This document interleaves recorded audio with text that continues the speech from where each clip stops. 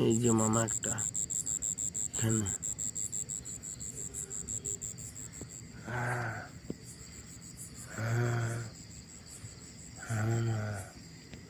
এই যে একটা কোণে,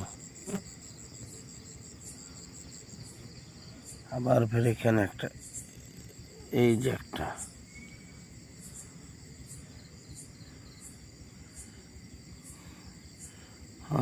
কি সুন্দর মাছ।